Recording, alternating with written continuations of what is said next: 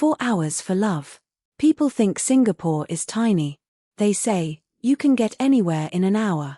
Those people have obviously never tried dating someone who lives at the complete opposite end of the island. My name is Sarah. I'm 22. I grew up in a beautiful landed house near Changi Beach. Every morning I wake up to sea breeze, birds singing and planes flying overhead. It's peaceful, beautiful, relaxing. And in the middle of nowhere. There isn't an MRT station around the corner. No shopping mall within walking distance. Just buses. My boyfriend, Alan, is 24.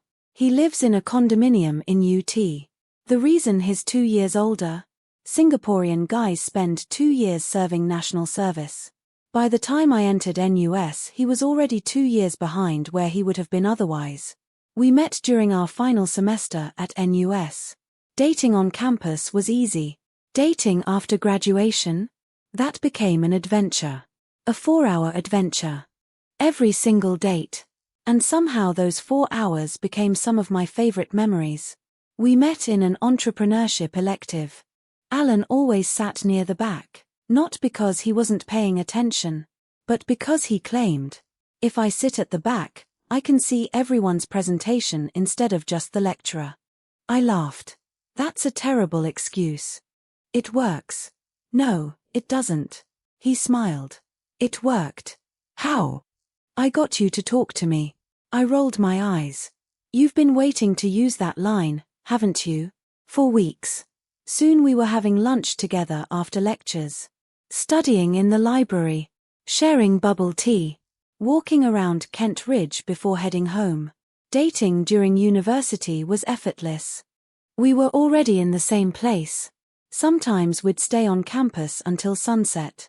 Sometimes we'd take the shuttle bus just because we wanted another 15 minutes together. Back then, neither of us realized how lucky we were.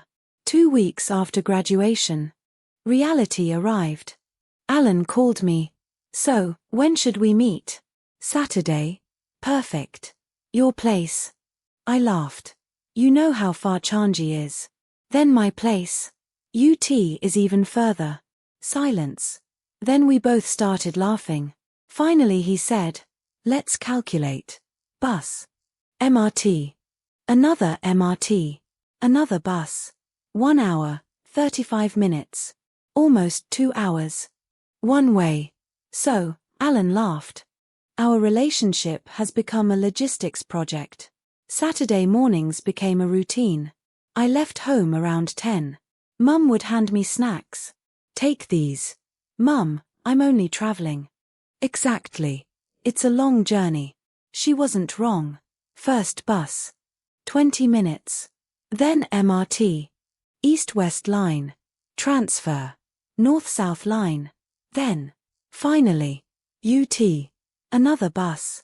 Sometimes I joked that I knew Singapore's public transport network better than the transport planners. Alan insisted we should alternate. One weekend I'd travel. The next weekend he'd come to Changi. He'd leave his condo just after 9:30. Bus. MRT. Transfer.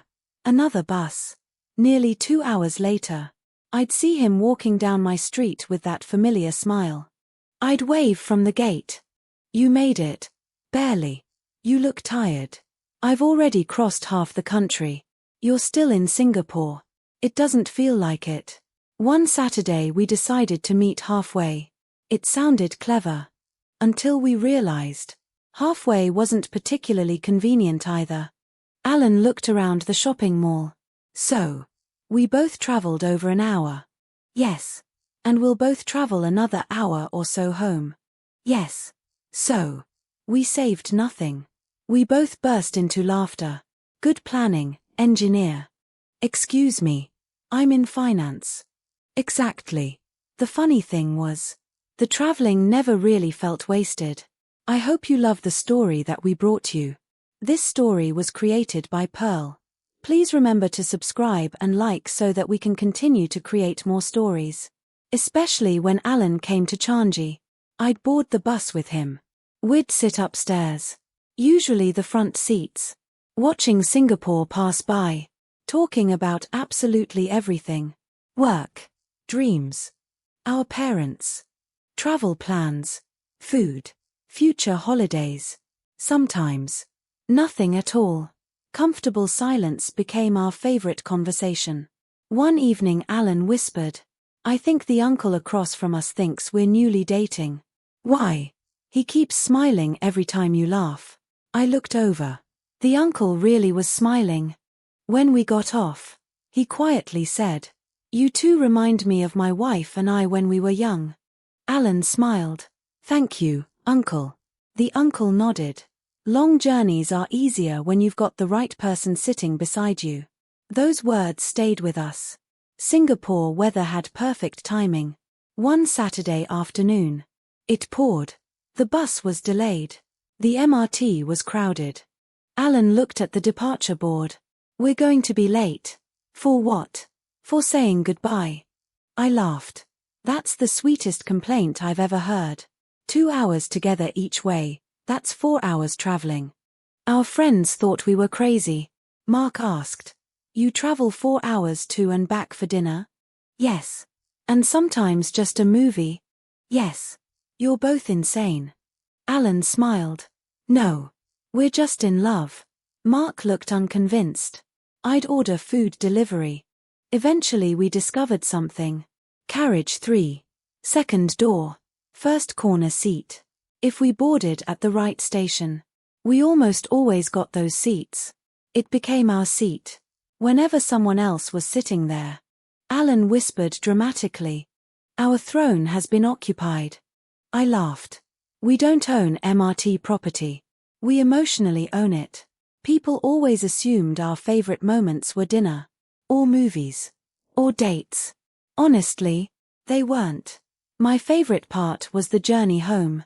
When the train became quieter, the city lights reflected against the windows. I'd lean gently against Alan's shoulder. He'd quietly hold my hand. Neither of us saying much. Because after spending the whole day together, words weren't necessary anymore. 2 years passed surprisingly quickly. One evening Alan looked at the MRT route map. "You know, we've probably traveled thousands of kilometers. I think we've completed enough trips to earn honorary bus driver status." He laughed. "Or MRT ambassadors." I smiled. "We should receive loyalty points." One Sunday evening, as we sat overlooking Changi Beach, watching ships waiting offshore, Alan became unusually quiet. "You know what I've realized?" "What?" "I don't mind traveling 2 hours." "I know. I never minded." "I don't mind because every journey is for you." I smiled. And one day, I'd like those journeys to end at the same home." He reached into his backpack. Not dramatically. Not kneeling.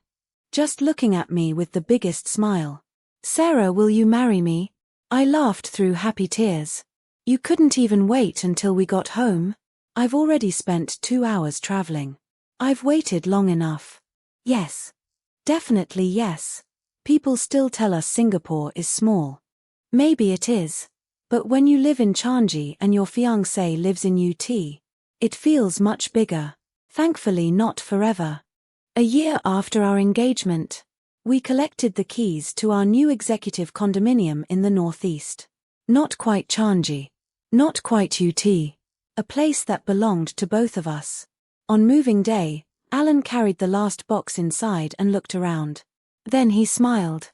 "You know what? What? I almost miss those long journeys." I laughed. "You're unbelievable." "I'm serious. We had 4 hours every weekend just talking." I nodded. "Bus. MRT. Another MRT. Another bus." He laughed. "And somehow we never ran out of things to say." I slipped my hand into his. "We still haven't." That evening, as we sat on our new balcony watching the sunset, I realized something. People often think love is measured by grand gestures. Expensive gifts. Luxury holidays. Fancy restaurants. But our love had been built somewhere much simpler. On bus rides. On MRT platforms. On missed trains. On waiting together. On sharing earphones. On laughing through delays. On choosing each other. Every single weekend. For nearly 2 years. 4 hours of traveling. Just to spend a few precious hours together. Looking back, neither of us ever complained. Because when you're traveling toward the person you love, no journey ever feels too long.